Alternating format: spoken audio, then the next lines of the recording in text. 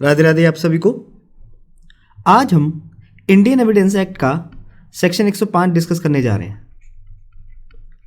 कौन सा section? Section 105। Okay, तो चलिए स्टार्ट करते हैं। बहुत ही इंपॉर्टेंट सेक्शन है प्रीलिम्स और मेंस के लिए, तो प्लीज आप लोग इस सेक्शन को अच्छे से करिएगा। Section 105, burden of proving that case of accuse comes within exceptions. तो सेक्शन के टाइटल ने क्या कहा? Burden of proof. किस चीज का बर्डन ऑफ प्रूफ? कि जो एक्यूज का केस है वो एक्सेप्शन में फॉल करता है, राइट? तो चलिए रीड करते हैं सेक्शन को। When a person is accused of any offense, the burden of proving the existence of circumstances bringing the case within any of the general exception in the IPC or within any special exception or proviso contained in any other part of the same code or in any other law defining the offense is upon him, and the court shall presume the absence of such circumstances. तो क्या कहा जी? चलिए समझते हैं इसको।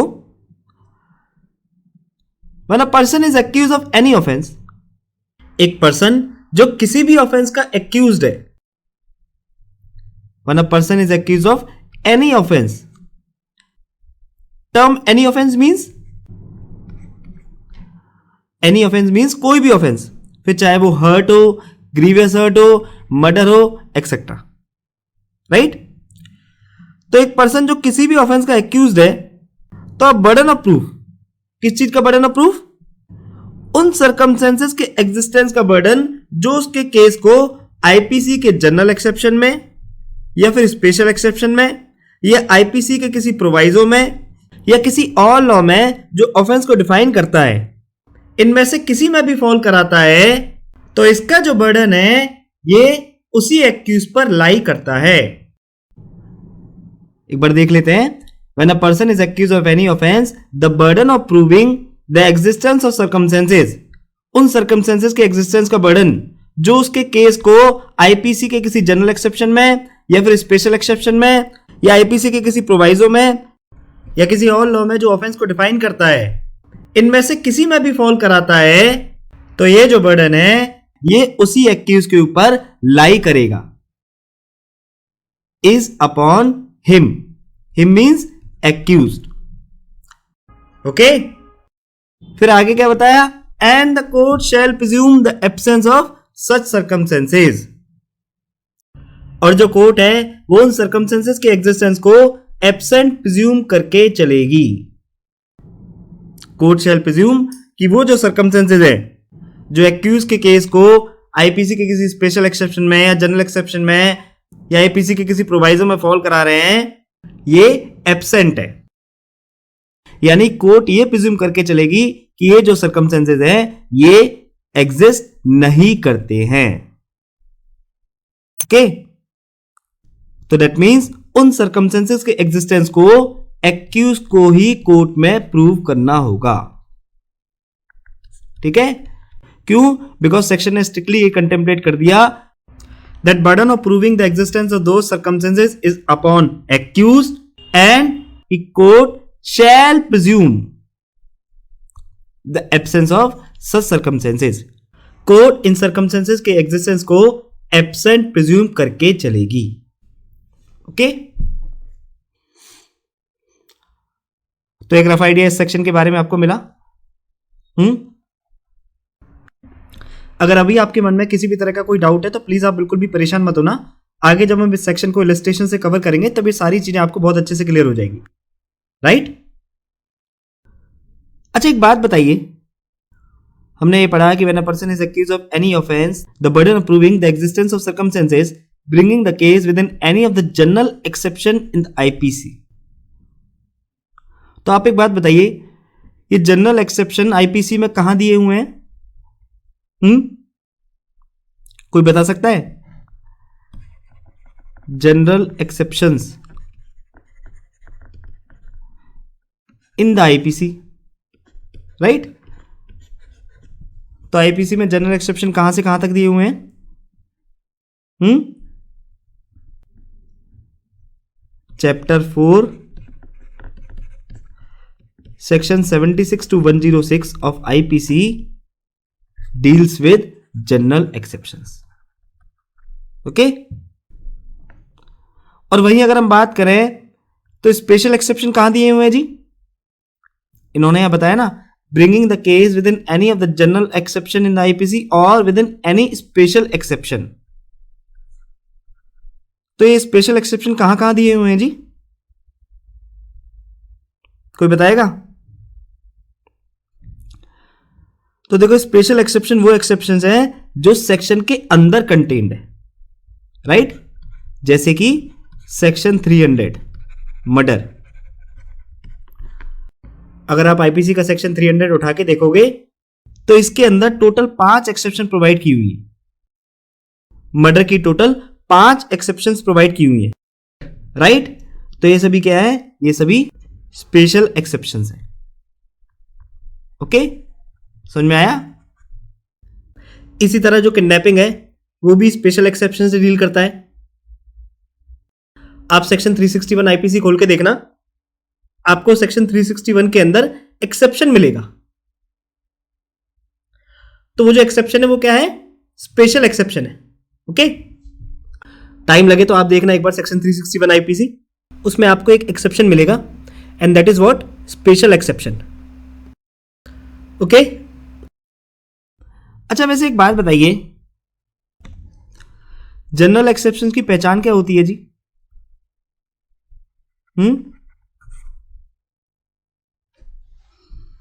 कोई बता सकता है? हमने पढ़ा ये जो जनरल एक्सेप्शंस हैं ये कहां कंटेन्ड है? Chapter 4 of IPC section 76 to 106, right. तो मेरा क्वेश्चन आपसे ये है कि इन जनरल एक्सेप्शंस की पहचान क्या है? हम ये कैसे डिटरमाइन करेंगे कि ये जो पर्टिकुलर सेक्शन है ये जनरल एक्सेप्शन में फॉल करता है? कोई बता सकता है? एनीवन? कोई ट्राई करना चाहेगा? कोई बात नहीं। तो देखो, आप याद रखना, इसको डिटरमाइन करने का सबसे अच्छा तरीका यह है कि opening words of every section of general exception,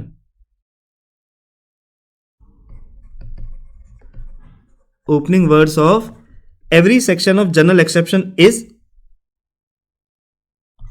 nothing is an offense. Nothing is an offense. Nothing is an offense. आप खोल के देखिए आईपीसी का चैप्टर 4 सेक्शन 76 से लेकर सेक्शन 106 तक, हर सेक्शन का जो ओपनिंग वर्ड है, हर सेक्शन की जो बिगनिंग है, वो किन एक्सप्रेशन से स्टार्ट है? Nothing is an offence, nothing is an offence, nothing is an offence, okay. तो expression nothing is an offence से हम ये आइडेंटिफाई कर सकते हैं कि जो सेक्शन है ये जनरल एक्सेप्शन में फॉल करता है, ओके। अच्छा, वैसे क्या आपको मालूम है कि जनरल एक्सेप्शन जो है वो 2 तरह के होते हैं? कौन कौन से? General exceptions are of 2 kinds and these are excusable and justifiable, right? section 76, 79, 80, 82, 83 to 86, ये सब क्या है? ये सब excusable exceptions है। Whereas section 77, section 78, section 81, 87 to 92, 93 to 95, 96 to 106, ये सब क्या है? ये सब जस्टिफिएबल एक्सेप्शन है, ओके। तो आप इसको लेकर बहुत ज्यादा परेशान मत होना, ओके। अगर आप इसको स्किप भी करना चाहते हो तो इसको कर सकते हो, ऑलराइट। चलिए वापस आते हैं। अच्छा, अब आप एक बात बताइए, हमने यहां पढ़ा or in any law defining the offense.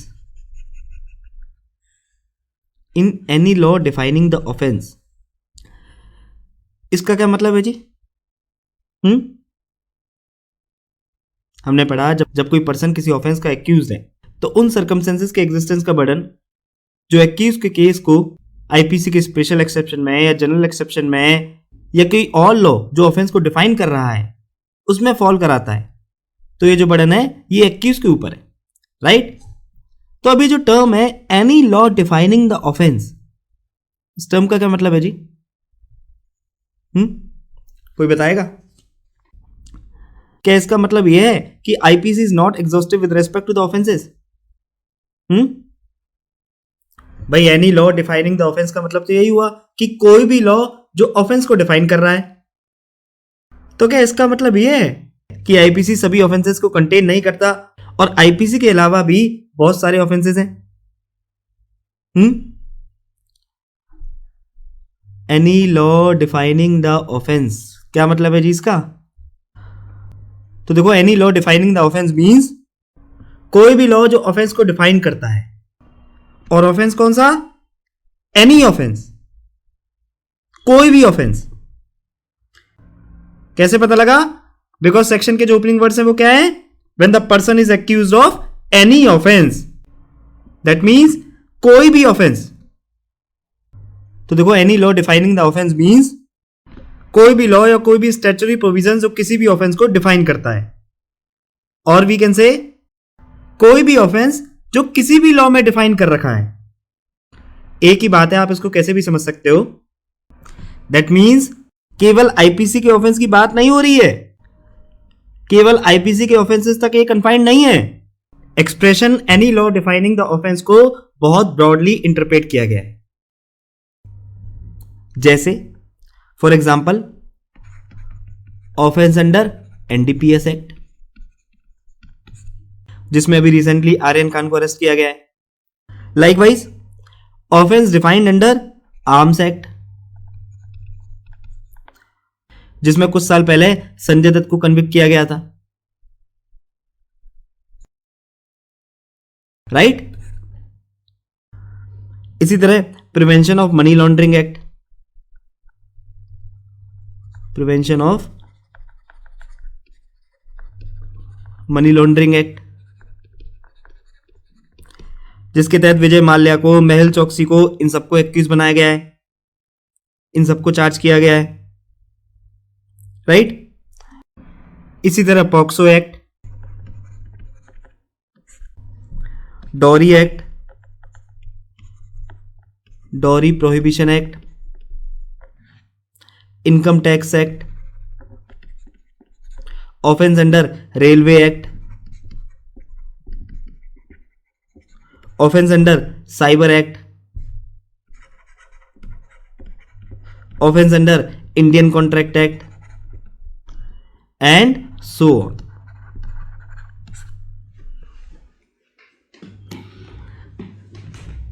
समझ में आया? तो any law defining the offence का मतलब ऐसा नहीं है कि उन्हीं ऑफेंसेस की बात की जा रही है जो आईपीसी में कंटेंट है। नहीं, ऐसा नहीं है। Any law defining the offence means कोई भी लॉ जो किसी भी ऑफेंस को डिफाइन करता है। और वी कैन से कोई भी ऑफेंस जो किसी भी लॉ में डिफाइन किया हुआ है, फिर चाहे वो एनडीपीएस एक्ट में डिफाइन हो, फिर चाहे वो आर्म्स एक्ट में डिफाइन हो, फिर चाहे वो प्रिवेंशन ऑफ मनी लॉन्ड्रिंग से डील करता हो, पॉक्सो एक्ट से हो, डॉरी एक्ट से हो, इनकम टैक्स एक्ट से हो, ऑफेंस अंडर रेलवे एक्ट हो, साइबर एक्ट हो, इंडियन कॉन्ट्रैक्ट एक्ट हो, एक्सेट्रा। ठीक है? तो इससे एक बात और क्लियर हो जाती है, क्या? That IPC is not exhaustive with respect to the offence. I repeat, IPC is not exhaustive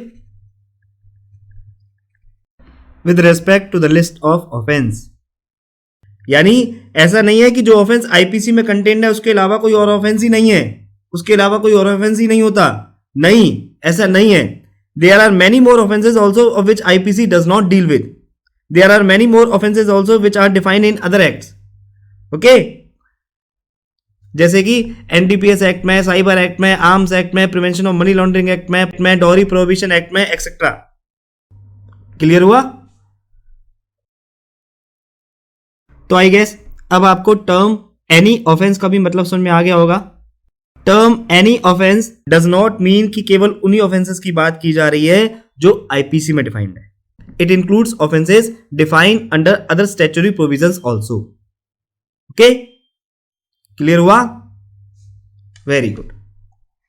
तो आप याद रखना, टर्म एनी ऑफेंस को any law defining the offence के कंटेक्स्ट में रख के पढ़ा जाएगा। ठीक है, अब आगे चलते हैं। तो इस सेक्शन के हमने टर्म एनी ऑफेंस को समझ लिया, जनरल एक्सेप्शन को समझ लिया, स्पेशल एक्सेप्शन को समझ लिया, any law defining the offence को समझ लिया, इज अपॉन हिम इस टर्म को समझ लिया, and the court shall presume the absence of such circumstances इसको भी समझ लिया। राइट? अब आप कमेंट बॉक्स में मुझे इस टर्म का मतलब समझाइए। और proviso contained in any other part of the same code, और proviso contained in any other part of the IPC, इस टर्म का मतलब मुझे कमेंट बॉक्स में कमेंट करके बताइए। चलिए बताइए, देखते हैं आपका जुडिशियल माइंड जो है उस टर्म को लेकर क्या कहता है। अब चलिए इस सेक्शन को आगे इलस्ट्रेशन समझते हैं। Illustrations. A accused of murder alleges that by reason of unsoundness of mind he did not know the nature of the act. The burden of proof is on A. तो क्या कहा जी? ए जिस पर murder का accusation लगा है, ए जो कि एक मर्डर का एक्यूज है, वो ये अलेज करता है कि अनसाउंडनेस ऑफ माइंड के कारण उसे उस एक्ट के नेचर के बारे में नहीं पता था। यानी अनसाउंडनेस के चलते वो ये नहीं जान पाया कि वो जो कर रहा है वो मर्डर है। अब पहले आप एक बात बताइए, अनसाउंडनेस ऑफ माइंड से आईपीसी का कौन सा सेक्शन डील करता है? अनसाउंडनेस ऑफ माइंड से आईपीसी का कौन सा सेक्शन डील करता है? Section 84, right? और सेक्शन 84 किस चैप्टर में गवर्न है? चैप्टर 4 में। और चैप्टर 4 किससे डील करता है? जनरल एक्सेप्शन से। क्लियर? तो वापस आते हैं। ए जो कि एक मर्डर का एक्यूज है, वो एलेज करता है कि अनसाउंडनेस ऑफ माइंड के कारण उसे उस एक्ट के नेचर के बारे में नहीं पता था। अनसाउंडनेस के चलते वो ये नहीं जान पाया कि वो जो कर रहा है वो मर्डर है। तो बर्डन ऑफ प्रूफ कि वो सर्कमस्टेंसेस एग्जिस्ट करते हैं जो उसके केस को आईपीसी के जनरल एक्सेप्शन में फॉल कराते हैं, जो उसके केस को आईपीसी के सेक्शन 84 में फॉल कराते हैं, ये जो बर्डन है ये उसी एक्यूज पर लाई करेगा। यानी ये जो बर्डन है ये ए पर ही लाई करेगा। That means burden lies on A to prove that at the time of commission of offence due to unsoundness of mind he did not know the nature of the act and thus his case falls under general exception of IPC. Okay? और जो court है वो ये presume करके चलेगी that at the time of commission of offense वो circumstances exist नहीं करते थे। That is कोर्ट ये मान के चलेगी that at the time of commission of offense A was not unsound. Okay? तो सेक्शन के अंदर जो ये टर्म कंटेंट था ना, एग्जिस्टेंस ऑफ सर्कमस्टेंसेस, जो उसके केस को आईपीसी के जनरल एक्सेप्शन में या स्पेशल एक्सेप्शन में या एक्सेट्रा में फॉल करा रहे हैं, तो एग्जिस्टेंस ऑफ सर्कमस्टेंसेस का मतलब यहां पर क्या हुआ? इस एग्जांपल में वो कौन से सर्कमस्टेंसेस हैं जो उसके केस को आईपीसी के जनरल एक्सेप्शन में फॉल करा रहे हैं? Unsoundness of mind. ठीक है, this is existence of circumstances. Alright, तो इलस्ट्रेशन क्लियर हुआ। अब आगे एक और इलस्ट्रेशन देख लेते हैं। Illustration B. A accused of murder alleges that by grave and sudden provocation he was deprived of the power of self control. The burden of proof is on A. तो क्या कहा? ए जिस पर मर्डर का accusation लगा है, ए जो कि एक मर्डर का एक्यूज है, वो ये एलेज करता है, वो ये क्लेम करता है कि ग्रेव एंड सडन प्रोवोकेशन के कारण वो अपना सेल्फ कंट्रोल खो बैठा था, जिसके चलते उसने डिसीज का खून कर दिया। तो पहले तो आप मेरे को ये बताइए, grave and sudden provocation which deprived the power of self control, ये क्या है? ये जनरल एक्सेप्शन है या स्पेशल एक्सेप्शन है? वेरी गुड, ये एक स्पेशल एक्सेप्शन है। Why? Because it is contain in section 300 of IPC. Murder की सबसे पहली एक्सेप्शन इसी से डील करती है। मर्डर की जो टोटल 5 एक्सेप्शन है ना, उसमें सबसे पहली एक्सेप्शन यही है। और सेक्शन 300 में जो मर्डर की 5 एक्सेप्शन प्रोवाइडेड है, ये सारी एक्सेप्शन क्या करती हैं? अगर एक्यूज मर्डर के इन 5 एक्सेप्शन में से किसी भी एक एक्सेप्शन को कोर्ट में सक्सेसफुली प्रूव कर देता है, तो इससे क्या होगा? मर्डर के ऑफेंस को culpable homicide not amounting to murder में रिड्यूस कर दिया जाएगा। समझ में आया? यानी एक्यूज को मर्डर के बजाय culpable homicide not amounting to murder के लिए कन्विक्ट किया जाएगा। बेसिकली जो ऑफेंस की ग्रेविटी है वो कम हो जाएगी और जो क्वांटम ऑफ पनिशमेंट है वो डिमिनिश्ड हो जाएगा। ठीक है? और अगर आपको याद हो तो इसी एक्सेप्शन पे एक मूवी भी बेस्ड थी। कौन सी? कोई बताएगा? यस, वेरी गुड, रस्तम, है ना? और इस एक्सेप्शन का फेमस केस लॉ कौन सा है? केएम नानावती का, राइट? एनीवेज, वापस आते हैं। तो इलस्ट्रेशन ने क्या कहा कि ये जो कि एक मर्डर का एक्यूज है, वो ये एलेज करता है कि ग्रेव और सडन प्रोवोकेशन के कारण वो अपना सेल्फ कंट्रोल खो बैठा था, जिसके चलते उसने डिसीज का खून कर दिया। अब इस चीज को प्रूव करने का burden that at the time of commission of offense due to grave and sudden provocation he was deprived of his self control and therefore his act fall under special exception of section 300, ये जो burden है ये ए के ऊपर lie करेगा। ठीक है? इस चीज को प्रूव करने का बर्डन कि ऑफेंस की कमीशन के दौरान ग्रेव और सडन प्रोवोकेशन के चलते मैं अपना सेल्फ कंट्रोल खो बैठा था और इसलिए जो मेरा एक्ट है ये आईपीसी के सेक्शन 300 के स्पेशल एक्सेप्शन में फॉल करता है, ये जो बर्डन है ये ए पर ही लाई करेगा। और कोर्ट ये प्रिज्यूम करके चलेगी that at the time of commission of offence ये जो सर्कमस्टेंसेस थे ये एग्जिस्ट नहीं करते थे। क्लियर? तो इस केस में किन सर्कमस्टेंसेस के एग्जिस्टेंस की बात हो रही है? By grave and sudden provocation, he was deprived of the power of self-control. Okay? Clear हुआ? अब ये सेक्शन धीरे धीरे आपको थोड़ा बहुत समझ में आ रहा है? Very good. अच्छा, आप लोग एक बात याद रखना, at the time of commission of offence, at the time of commission of offence, at the time of commission of offence, बार बार हम इस सेंटेंस को, बार बार हम इस फ्रेज को इसलिए यूज कर रहे हैं because it is very material when accuse takes plea of any kind of exception. आप याद रखना, accuse has to prove that at the time of commission of the offence that circumstances exist. यानी जिस समय उसने मर्डर कमिट किया या जिस समय उसने कोई ऑफेंस कमिट किया, उस समय, उस पर्टिकुलर मोमेंट ऑफ टाइम पर, दैट मीन्स उस ऑफेंस के कमीशन के दौरान वो जो सर्कमस्टेंसेस थे वो एग्जिस्ट करते थे। यानी जिस समय एक्यूज ने मर्डर कमिट किया उस समय अनसाउंडनेस के चलते वो उस एक्ट का नेचर नहीं जानता था। ओके? मर्डर कमिट करने से पहले या मर्डर कमिट करने के बाद एक्यूज अनसाउंड है या नहीं, इससे कोई फर्क नहीं पड़ता। What matters is whether eight the time of commission of offence accused was unsound or not. And if accused fails to prove that at the time of commission of offense he was unsound, then he will not get the benefit of general exception. Okay.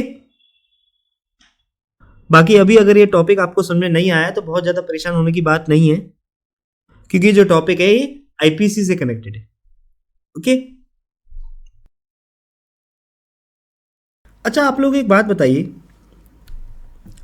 Section ने state किया कि burden of proving that case of accuse comes with an exception is on accused and the court shall presume absence of such circumstances, right? यही state किया section ने। तो आप मुझे एक बात बताइए कि इस सेक्शन को फ्रेम करने का क्या पर्पस हो सकता है जी?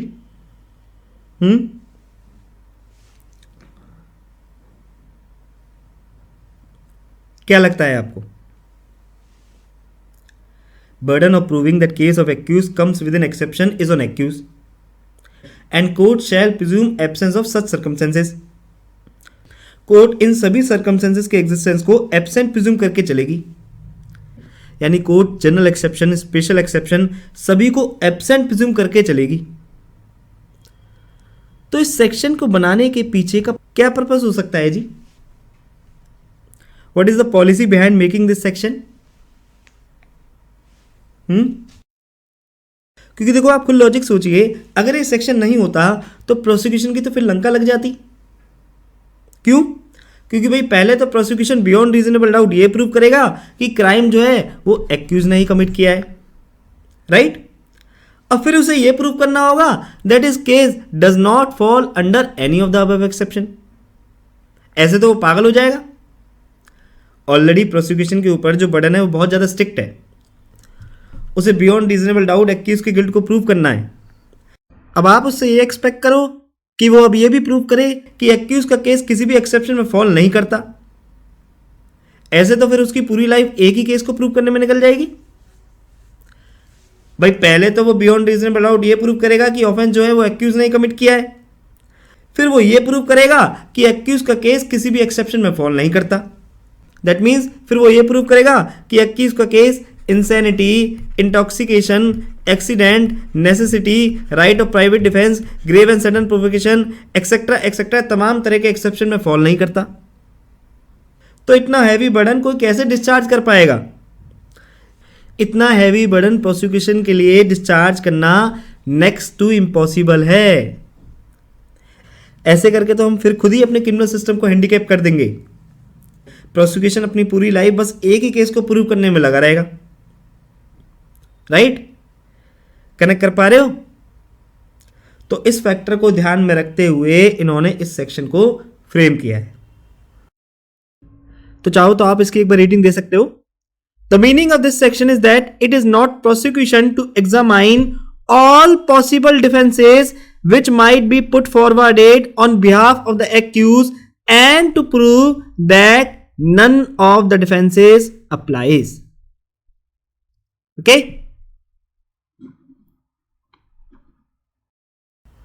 और देखो इसका एक रीजन ये भी है that accused is the best person to give evidence of the alleged offense.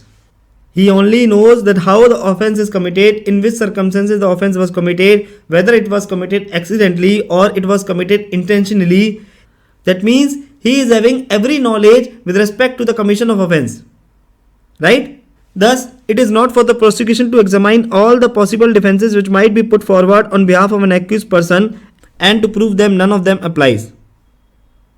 The burden is on the accused to prove existence of those circumstances which bring his case within exceptions. Okay? Clear हुआ? 10. अगर prosecution ने अपना case beyond reasonable doubt prove कर दिया तो court shall presume absence of such circumstances. Court shall presume that कि कोई भी एक्सेप्शन अप्लाई नहीं होगी, and the burden to prove that exception apply is upon the accused only. Okay? So this is the policy behind framing section 105. Okay? अच्छा देखो, section 105 में अभी हमने पढ़ा that burden of proving that case of accused comes with an exception is upon accused only, right? But please remember the burden to prove the entire case still rests on prosecution. Okay? Or you can say the main burden lies on prosecution only. समझ में आया? Section 105 में हमने पढ़ा that burden of proving that case of accuse comes with an exception is upon the accuse only, right, but the burden to prove the entire case still rest on prosecution, that is the main burden lies on prosecution only. Okay, अब चलिए अब हम इसकी एक बार reading दे लेते हैं। The fundamental principle of criminal jurisprudence is that an accused person is presumed to be innocent and the burden lies on the prosecution to prove the guilt of the accused beyond reasonable doubt. This general burden never shifts and it always rests on the prosecution. Section 105 is an important qualification of this general rule. तो क्या बताया कि हमारे criminal justice system का fundamental principle क्या है कि accused person is presumed to be innocent.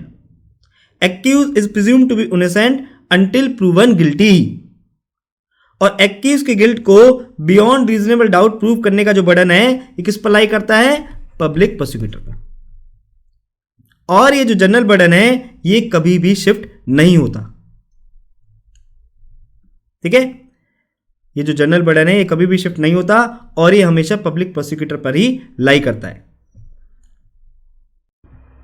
भाई देखो, जनरल रूल क्या है कि क्रिमिनल ट्रायल में एक्यूज के अगेंस्ट केस को एस्टेब्लिश करने का जो बर्डन है वो पब्लिक प्रोसिक्यूटर के ऊपर लाई करता है, राइट, यही जनरल रूल।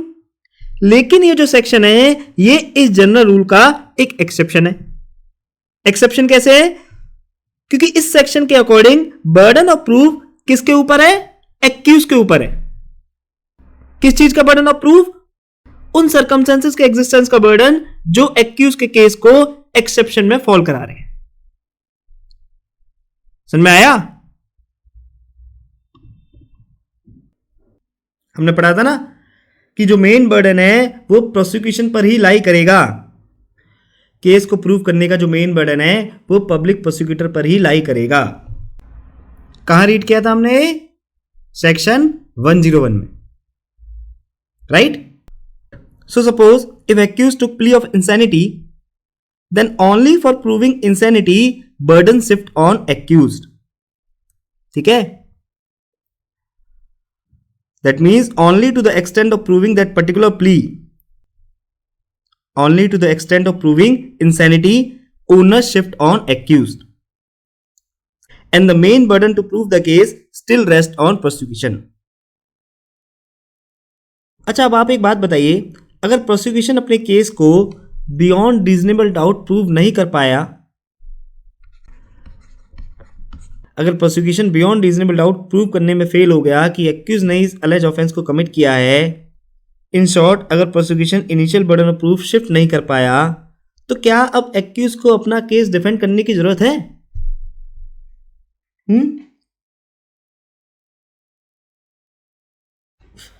बताइए, क्वेश्चन समझ में आया ना आपके? अगर प्रोसिक्यूशन अपना केस को बियॉन्ड रीजनेबल डाउट प्रूव नहीं कर पाया तो क्या अब एक्यूज को अपना केस डिफेंड करने की जरूरत है? तो answer is no. Why? Because the burden of proof that accuse has committed the offence lies on the prosecution only. कहां से पता पड़ा? सेक्शन 101 से। Whoever desires any court to give judgment as to any liability dependent on the existence of facts which he asserts must prove that those facts exist, right? And once he is able to discharge this burden, once prosecution is successful in proving the commission of offense, or once prosecution successfully prove its case beyond reasonable doubt, only then the role of defense counsel comes into picture. Only then accused will take defense. Okay, पहले public prosecutor beyond reasonable doubt case को prove करे, पहले public prosecutor initial burden को discharge करे, उसके बाद accused अपना defence लेगा, और वी कैन से उसके बाद एक्यूज अपनी एक्सेप्शन की प्ले लेगा। जब तक प्रोसिक्यूशन अपने केस को बियॉन्ड रीजनेबल डाउट प्रूव नहीं कर देता, जब तक प्रोसिक्यूशन इस मेन बर्डन को शिफ्ट नहीं कर देता, तब तक डिफेंस का जो क्वेश्चन है वो अराइज ही नहीं होगा। भाई डिफेंस का क्वेश्चन तो सिर्फ तभी अराइज होगा ना जब प्रोसिक्यूशन बियॉन्ड रीजनेबल डाउट ये प्रूव कर देगा कि जनाब एक्यूज ने इस ऑफेंस को कमिट किया है। इसके बाद ही तो एक्यूज अपना डिफेंस लेगा कि नहीं जनाब ये ऑफेंस तो जनरल एक्सेप्शन में फॉल करता है, या जनाब ये ऑफेंस तो स्पेशल एक्सेप्शन में फॉल करता है। अगर प्रोसिक्यूशन अपने केस को बियॉन्ड रीजनेबल डाउट प्रूव ही नहीं कर पाया तो एक्यूज को तो एक्विटल हो ही जाएगा, राइट? लेकिन अगर प्रोसिक्यूशन ने अपना case beyond reasonable doubt prove कर दिया तो अब प्रिंसिपल ऑफ नेचुरल जस्टिस के अकॉर्डिंग उसका फेयर ट्रायल चलेगा और उसे अपना डिफेंस लेने का मौका दिया जाएगा। दैट मीन्स अब जो ओनस है वो एक्यूज के ऊपर शिफ्ट हो जाएगा, ठीक है? हालांकि in certain cases court raises the presumption against the accuse like in case of dowry death, rape etcetera. In such cases burden is upon the accuse to prove that he has not committed the allege offence, ठीक है? तो वो कुछ exceptions है। Thus एक बार यदि prosecution ने beyond reasonable doubt case को प्रूव कर दिया तो अब उसकी ड्यूटी पूरी हो चुकी है। अब अगर एक्यूज को किसी डिफेंस का बेनिफिट लेना है तो बर्डन ऑफ प्रूफ अब उसके ऊपर लाई करेगा, ओके? तो अब इलस्ट्रेशंस में ये जो दो इलस्ट्रेशन हमने किए थे ना, जब तक इन दोनों इलस्ट्रेशन में पीपी बियॉन्ड रीजनेबल डाउट ये प्रूव नहीं कर देता कि ए ने ही मर्डर कमिट किया है, तब तक ए को इंसैनिटी की प्ली लेने की या ग्रेव एंड सडन प्रोवोकेशन की प्ली लेने की कोई जरूरत नहीं है। क्लियर? Very good. तो एक बार इसकी रीडिंग दे लेते हैं। The supreme court has laid down in Yogendra Morarji versus Gujarat 1980 supreme court that the burden of proving defense arise only when the prosecution discharge its initial and traditional burden of establishing the complicity of accused। तो वही बात है जो अभी हम discuss करके आए हैं कि योगेंद्र मोरारजी के केस में सुप्रीम कोर्ट ने ले डाउन किया that burden of proving defence वो कब अराइज होगा, जब प्रोसिक्यूशन सक्सेसफुली इनिशियल बर्डन को डिस्चार्ज कर देगा, जब वो दिखा देगा कि एक्यूज ने ही इस ऑफेंस को कमिट किया है, जब वो एक्यूज की उस ऑफेंस में इन्वॉल्वमेंट दिखा देगा, ठीक है?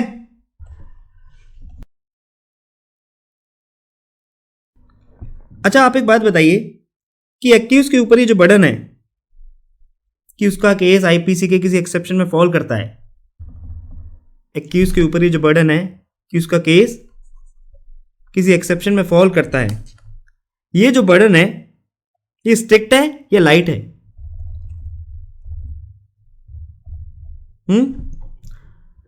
ये जो बर्डन है ये स्ट्रिक्ट है या लाइट है?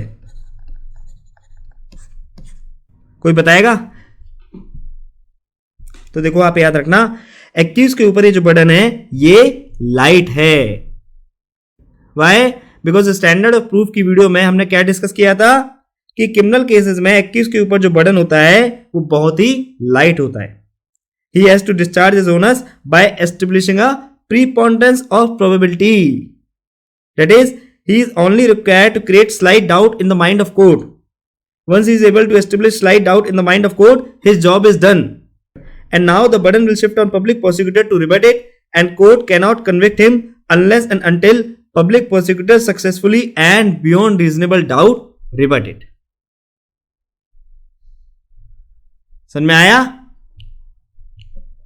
अगर कोई डाउट है तो प्लीज आप स्टैंडर्ड ऑफ प्रूफ की वीडियो देखना एक बार, ठीक है? वहां हमने अच्छे से पढ़ा था कि क्रिमिनल केसेस में एक्यूज के ऊपर जो बर्डन है वो बहुत ज्यादा लाइट है। He has to establish only preponderance of probability, that means his job is only to create doubt in the mind of court. Once he is able to establish it, his duty is over, okay? अब चलिए आगे read करते हैं। The burden of establishing the plea of self-defense is on the accused, and the burden stands discharged by showing preponderance of probabilities in favor of that plea on the basis of material on record. Held in Rijan versus State of Chhattisgarh, 2003 Supreme Court. तो उन्होंने वही चीज बताइए, self defence का burden, ठीक है? Accused ने क्या एक्सेप्शन दिया? सेल्फ डिफेंस का, प्राइवेट डिफेंस का, यानी जनरल एक्सेप्शन का। अब ये जो बर्डन है ये एक्यूज के ऊपर लाई करता है, और ये जो बर्डन है ये एक्यूज कैसे डिस्चार्ज कर सकता है? By showing preponderance of probabilities in favour of that plea. That means only by showing that the version of accused is also possible, okay? Section 105 clearly states that burden of proof accused के ऊपर लाई करता है, जबकि अगर आप section 101 से 104 पर नजर डालोगे ना तो वहां लिखा है that burden of proof lies on the person, burden of proof lies on that person who would fail if no evidence were given, lies on a particular person who wishes to give such evidence, है ना। तो यानी 101 से 104 में इस तरह की wordings दी हुई है, जबकि सेक्शन 105 में क्लियर कट दिया हुआ है कि जो बर्डन है वो एक्यूज के ऊपर लाई करेगा। बात समझ में आ रही है ना। तो इससे क्या पता लगा कि सेक्शन 101 से लेकर 104, सेक्शन 101 से लेकर 104 तक applies to both the proceedings whether it is civil और it is criminal, whereas section 105 applies to criminal proceedings only. Okay भाई, जो वर्ड एक्यूज्ड है ये क्रिमिनल केसेस में ही तो यूज होता है, सिविल केसेस में तो वर्ड डिफेंडेंट यूज होगा, राइट। और सेक्शन 101 से लेकर 104 तक हम क्या देखते हुए आ रहे थे, जो बर्डन है किस पे लाई करेगा, on that person who would fail if no evidence were given, lies on that particular person who wishes to give such evidence, इस तरीके से। लेकिन सेक्शन 105 में क्लियर कर दिया हुआ है कि जो बर्डन है वो एक्यूज के ऊपर लाई करेगा। तो that means section 105 applies only to criminal proceedings. समझ में आया? Very good.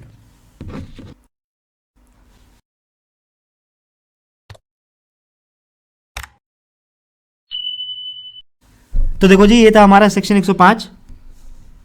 सेक्शन 105 प्रीलिम्स और मेंस दोनों के लिए बहुत ज़्यादा इंपॉर्टेंट है। अब प्लीज़ इसको अच्छे से करके जाइएगा। अब चलिए, अब आपके लिए एक होमवर्क है, इस क्वेश्चन का आंसर करिएगा आप लोग। क्वेश्चन इज, एक्स पर चार्ज लगाया कि उसने वाई को शूट करके उसकी डेथ कॉज कर दी। ठीक है, एक्स पर चार्ज लगाया कि उसने वाई को शूट करके उसकी डेथ कॉज कर दी। अब एक्स कोर्ट रूम में ये प्ली लेना चाहता है कि eight the time of commission of offence उसे ये नहीं पता था कि उस पिस्टल में बुलेट थी, उसने तो बस हंसी मजाक में ट्रिगर दबा दिया, उसे लगा था कि इस पिस्टल में मैगजीन नहीं है, राइट। अब चलिए, अब हम इस सेक्शन से अब आप मुझे दो क्वेश्चन का आंसर कर लेते हैं। नंबर 1, कोर्ट रूम में एक्कीज ये जो प्ली लेना चाह रहा है कि जो ट्रिगर है वो हंसी मजाक में दब गया, मुझे लगा था इस पिस्टल में मैगजीन नहीं है। कोर्ट रूम में जो एक्यूज प्ली लेना चाह रहा है, इसका बर्डन किसके ऊपर है? ठीक है, एक्स या फिर Y. And second is, accuse की जो प्ली है कि मुझे नहीं पता था कि इस पिस्टल में मैगजीन है या नहीं है, मैंने तो बस हंसी मजाक में इस पिस्टल को ट्रिगर कर दिया। एक्यूज की जो प्ली है ये आईपीसी के किस एक्सेप्शन में फॉल करेगी? ये आईपीसी के किस सेक्शन में फॉल करेगी? चलिए, दोनों क्वेश्चंस का आंसर आप लोग मेरे को कमेंट करके बताइए।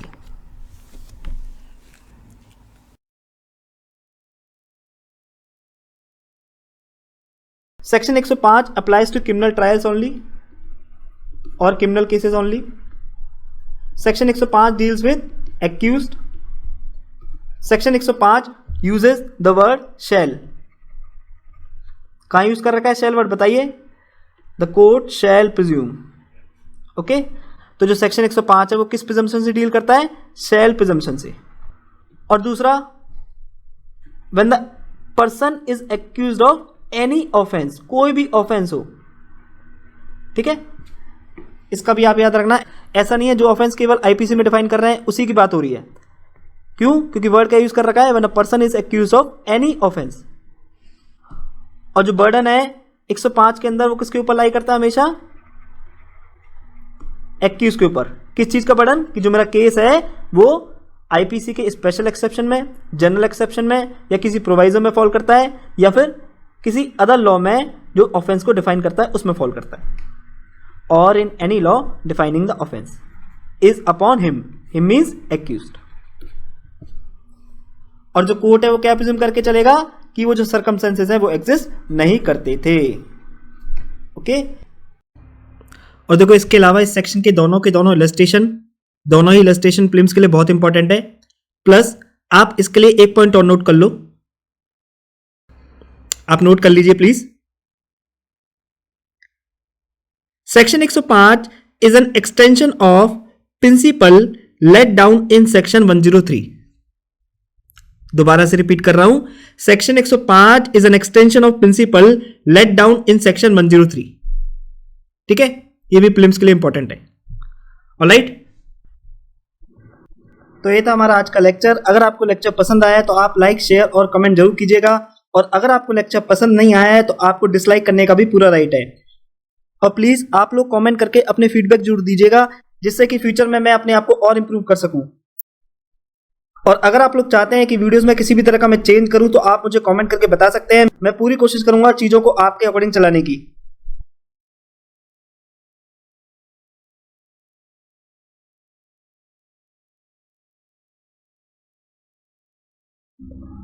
स्पेशल थैंक्स टू माय गुरु नेहा सिंह, जिन्होंने ईयर 2018 में इंडियन एविडेंस एक्ट का अपना ज्ञान मेरे साथ साझा करके मुझे लेक्चर बनाने के काबिल बनाया। अगर आपको इस लेक्चर से कुछ सीखने को मिला है और आप मुझे कंट्रीब्यूट करना चाहते हैं तो आप मुझे कंट्रीब्यूट भी कर सकते हैं। ये है मेरा QR कोड, आप किसी भी ऑनलाइन पेमेंट एप्लीकेशन के थ्रू मुझे पेमेंट कर सकते हैं। और याद रखना, ये कंट्रीब्यूशन जो भी आप करोगे ये केवल सोसाइटी के लिए यूज किया जाएगा, जैसे कि गरीब बच्चों की पढ़ाई के लिए, उनकी शादी के लिए, गौ माता की सेवा के लिए, etcetera. Because I believe this contribution is by the people, of the people and for the people only. इसके अलावा इंस्टाग्राम और फेसबुक पे आप मेरे को फॉलो कर सकते हो, जो लिंक है वो डिस्क्रिप्शन बॉक्स में गिवन है। इंस्टाग्राम पे मैं अक्सर लाइव भी आता हूँ और प्रीवियस ईयर क्वेश्चन भी शेयर करता हूँ। तब तक के लिए स्वस्थ रहिए, व्यस्त रहिए और मस्त रहिए। Take care of your health physically, mentally and emotionally. जय हिंद, जय भारत।